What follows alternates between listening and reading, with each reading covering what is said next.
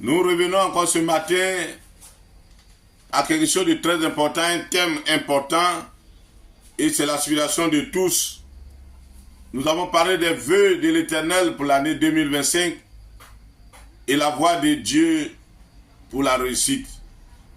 Aujourd'hui, nous allons parler de la prière. Nous lisons dans Matthieu 7, versets 7 à 8. Demandez et l'on vous donnera. Cherchez et vous trouverez. Frappez et l'on vous ouvrira. Car quiconque demande reçoit. Celui qui cherche trouve. Et l'on ouvre à celui qui frappe. La prière est quelque chose de très important dans la vie des enfants de Dieu. C'est pour ça que Dieu nous dit dans 1 Thessaloniciens chapitre 5 verset 17, il nous dit priez sans cesse.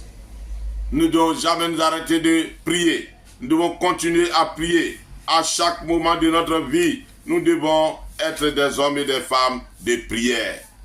La prière, c'est parler à Dieu. C'est parler avec Dieu. Communier avec Dieu. Échanger avec Dieu. Parler à Dieu et écouter Dieu.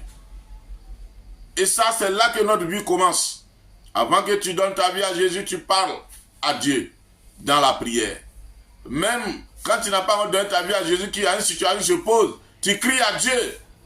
Donc de manière naturelle, l'homme est toujours en train de chercher à échanger avec Dieu. Et d'ailleurs, pour ce cas, que nous tous, nous cherchons comment recevoir des paroles de Dieu. Des gens s'envoient des médiums, des mystiques, des diseurs de bonne aventure, des prophètes, tout ça pour écouter la voix de Dieu. Toi-même, en parlant à Dieu, tu peux recevoir de Dieu. Il a dit dans Ephésiens 6, verset 18, « Faites en tout temps par l'Esprit toutes sortes de prières et de supplications.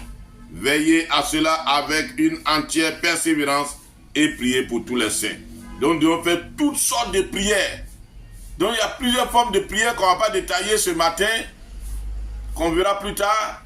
Mais Dieu a disposé plusieurs formes de prières pour qu'on rentre en communion, en communication avec lui. Mais souvent, quand nous prions, nos prières n'ont pas de réponse. Mais pourquoi?